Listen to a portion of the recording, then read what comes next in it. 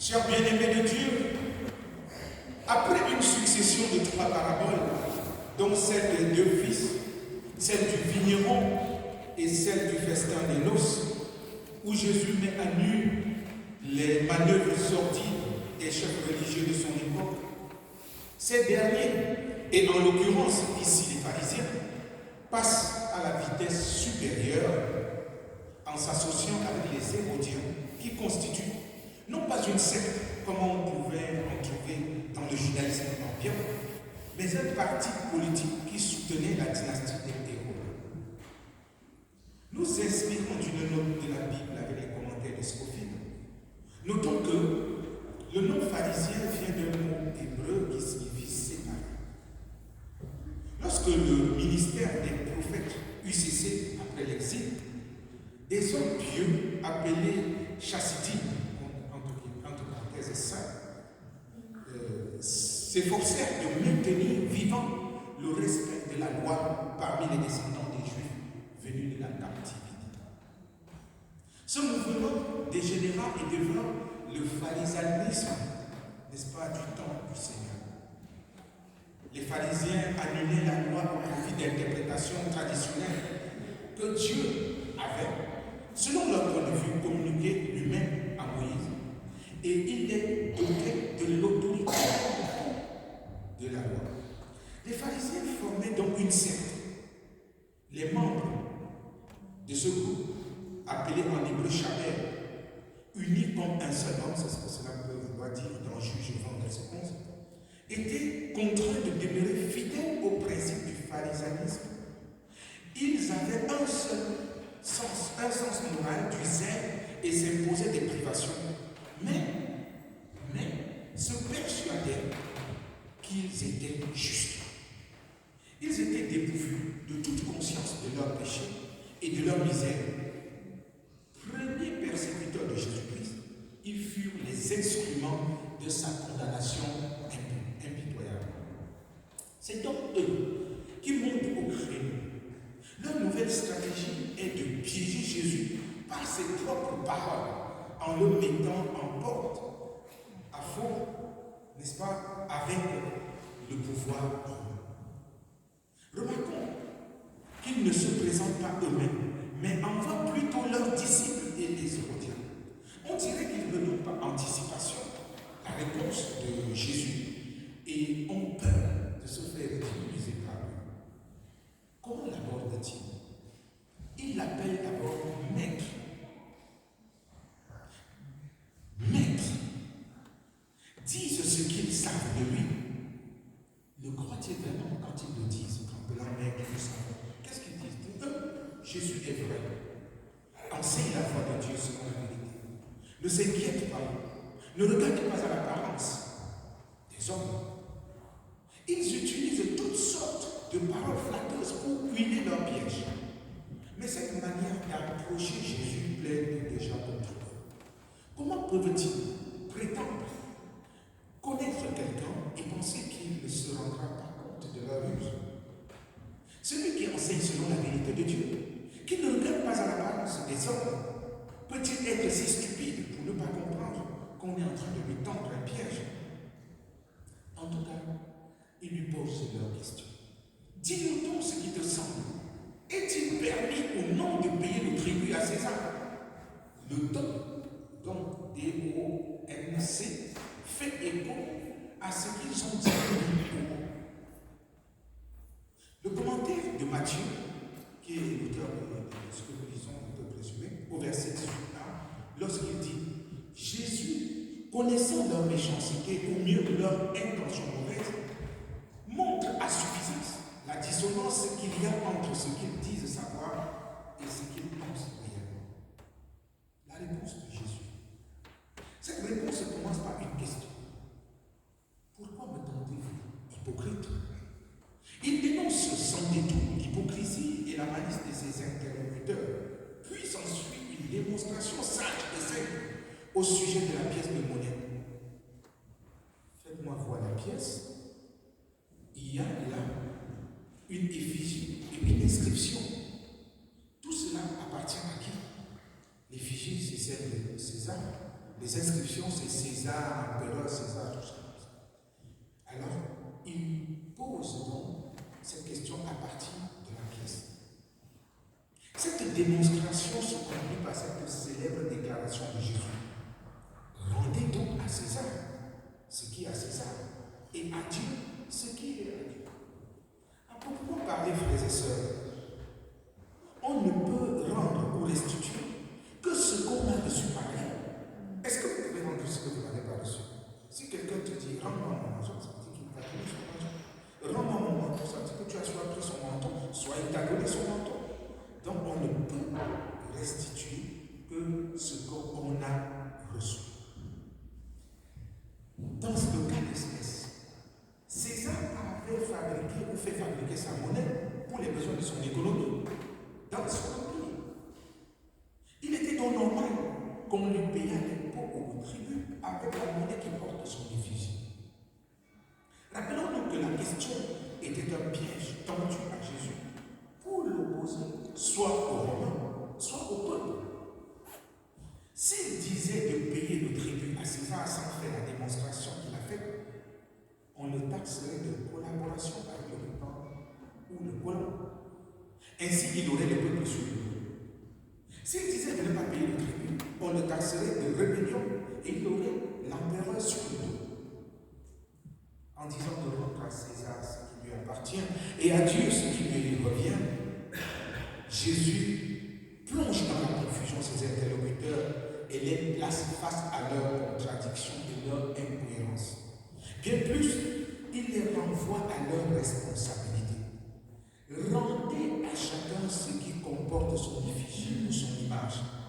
La monnaie à César et l'être humain, c'est-à-dire vous-même, à Dieu. Remarquons que, en payant le tribut à César, Jésus n'enfreint en rien la loi ou la volonté de son Père. Cela n'entache en rien sa relation avec son Père. Il n'est pas dans la désobéissance. Il pose simplement un acte citoyen et ne s'intéresse pas à la façon dont cet argent sera utilisé. Mais quant à sa vie, il la consacre à son Père, à son service. Il sait qu'en quittant le ciel pour prendre la forme humaine, il est le reflet de son Père. Sa parfaite image, si on peut le dire ainsi. En effet, frères et sœurs, dans le livre de la Genèse, au chapitre 1, les versets 26a et 27, il est écrit: Puis Dieu dit, faisons l'homme à notre image, selon notre ressemblance. Dieu créa l'homme à son image. Il le créa à l'image de Dieu. Il le créa homme et femme. Autrement dit, puisque César a fait fabriquer sa monnaie pour les besoins de son empire, il est normal que celles et ceux qui sont dans cet empire s'acquittent de l'impôt avec la monnaie fabriquée à cet effet. Par contre, Dieu nous a créés à son image pour le glorifier. Bien entendu, l'image dont il est question ici n'a rien à voir avec une photo ou un tableau. Il s'agit de l'image spirituelle. C'est pour cela que nous devons nous tourner spirituellement vers Dieu pour vivre selon sa volonté. Chaque jour de notre vie, nous sommes confrontés à un dilemme. Et ce sera le cas durant toute notre existence terrestre. Comment faire la part des choses entre ce qui est du monde, c'est-à-dire de César, de lui rendre, et ce qui est de Dieu. La société dans laquelle nous sommes nous place sans cesse devant ce choix. Le choix à faire. Qu'est-ce que je dois faire en tant que chrétien? Comment dois-je vivre selon la parole de Dieu dans un monde où tout est faux? Dans un monde où on tend les pièges tout le temps? Dans un monde où lorsqu'on veut nous duper, on nous dit, n'est-ce pas, tu es chrétien? Comme si être chrétien voulait dire être aveugle, accepter tout. Alors la question nous est posée, nous sommes chaque jour face à ce dilemme. Et chacun de nous doit y réfléchir. Il y a des situations dans lesquelles nous devons prendre position. La situation globale mondiale, la situation de crise, la situation des migrants, toutes ces situations interpellent notre choix. Nous ne pouvons pas être indifférents. Nous ne pouvons pas passer comme si rien ne se passait. Nous ne pouvons pas faire comme si tout était normal. Platitude, une vie de platitude. Non. nous devons faire la bonne part des choses. Qu'est-ce qui est de César qu'il faut rendre à César? Mais qu'est-ce qui est de Dieu que je dois rendre à Dieu? Chacun de nous doit réfléchir dans sa vie personnelle pour opérer de vrais choix. Mais sachant que ce n'est pas facile. C'est pourquoi seul le Seigneur Jésus-Christ peut nous accorder par son esprit le discernement nécessaire pour faire ce qui est juste et bien. C'est très important. Le conflit en Palestine, par exemple. Qu'est-ce que nous pouvons faire en tant que chrétiens? Ce qui est juste et bien. Sans être taxé d'un côté de pro-djihadiste ou de pro-israélien ou de ceci ou de cela. Qu'est-ce que nous pouvons faire? Qu'est-ce que toi tu peux faire de juste? Quelle prise de position est nécessaire dans l'éthique chrétienne, dans la crainte de Dieu, dans le respect de la vie? Ces choix, nous devons les faire. Devant la société où il rentre la corruption et bien d'autres choses encore, nous avons des choix à faire. Dans nos familles, nous avons des choix à faire. Et nous ne devons pas nous définir. Nous ne devons pas, n'est-ce pas, esquiver ces choix tout simplement parce que ça ne me regarde pas. Non, ça nous regarde. Et notre Seigneur et Maître Jésus-Christ nous en a montré l'exemple. Tout au long de sa vie, il nous a montré comment il était possible de choisir en restant fidèle. En payant l'impôt à César, Jésus n'offense pas le Seigneur. Et nous voyons dans l'évangile encore quelque part, on a demandé, il a dit à Pierre, il a dit à Pierre, c'est pas gêné, tu pêches un poisson, tu prends dans sa bouche une pièce et on paye l'impôt, on entre. Puisque c'est ça qu'il faut payer pour entrer, on paye, on entre. Parce qu'on a quelque chose à faire. Mais Jésus n'est pas à côté de la loi. Nos sociétés ont des lois qu'il faut respecter. Il y a des lois qui s'imposent à chacun de nous. Mais il y a des lois aussi qui font appel à notre conscience. Il y a des choses que l'Église autorise, que la loi et la société autorisent autant pour moi que la loi autorise, mais ne l'impose pas aux citoyens. À chacun de voir, de dire, est-ce que ma conscience, est-ce que mon éthique en tant que chrétien me permet de faire ça? Je dis non, ça ne me permet pas. Ou je dis oui, ça me permet. Personne ne viendra te dire, ça ne sert à rien de courir chez le pasteur chaque fois dès qu'il y a un petit truc. Pasteur, je fais ou je ne fais pas. Quand ça marche, oh, le pasteur, ça ne marche pas, le pasteur n'a pas noyé, comme on dit. Non, ce n'est pas au pasteur qu'il faut recourir, il faut recourir au Seigneur pour savoir ce qu'il y a lieu de faire, frères et sœurs. Aussi, est-il important de poser toujours cette question?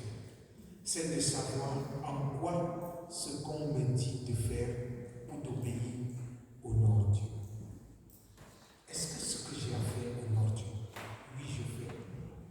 Est-ce que ce que j'ai à dire honore Dieu? Je dis. Sinon, je ne fais pas. Sinon, je ne dis pas. Et si cela n'entache pas ma relation avec le Seigneur, alors je le fais. Mais si c'est une situation qui exige que je me soumette à un maître autre que Jésus, je refuse d'obéir. Même au prix de ma vie. Les questions qui nous reviennent ce matin sont celles de savoir, frères et sœurs, qu'avons-nous, qu'entretenons-nous qui appartient à César? Est-ce que nous avons quelque chose qu'on entretient qui appartient à César? Rendons-le lui. Alors que faisons-nous de l'image de Dieu en nous? Qu'est devenue la ressemblance dont il est question dans le livre de la Genèse ici et plus haut? En quoi notre vie est le reflet de cette image de la gloire de Dieu? Que chacun qui pense, qui réfléchisse et réponde à la question. Personne ne le fera à notre place. Que Dieu bénisse en nous de sa parole.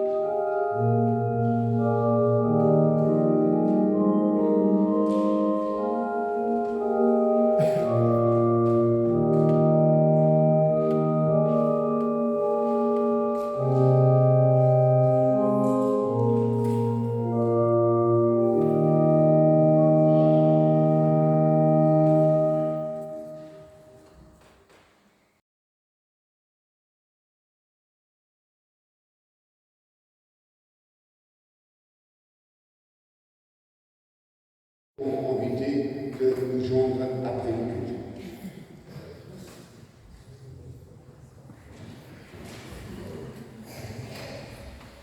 J'invite donc pour la prière les membres du conseil presbytéral qui sont là à le rejoindre. Pour Ludolphe et Agnette. Et Rosanne pour représenter le groupe de jeunes, les catéchètes et les monitrices de l'école publique.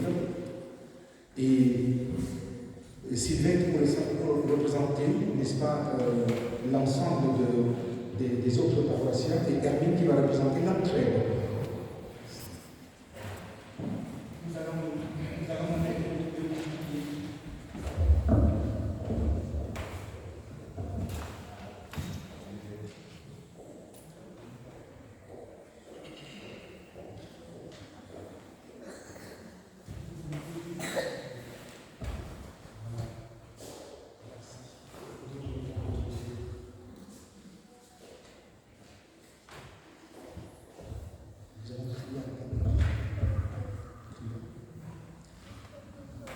Dieu notre Père, Jésus, nous te rendons honneur et gloire pour Annette et Ludolphe, que tu as gardé pendant 30 ans de bonheur, de marcher ensemble, 30 ans de difficultés. Nous te rendons grâce parce que tu les as bénis avec Léopold et Caroline. Et nous prions, Seigneur, que tu continues d'ouvrir les vannes de ton royaume sur eux, afin qu'ils soient remplis de ta présence pour poursuivre le chemin.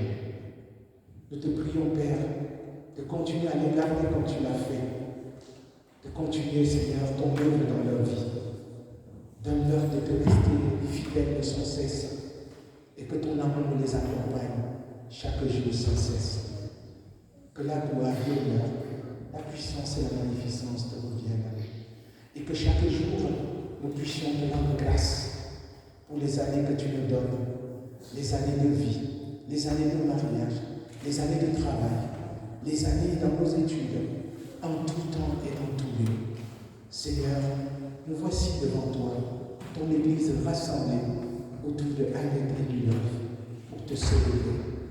Reçois notre action de grâce, notre adoration dans le puissant nom de Jésus. Amen. Merci. Merci.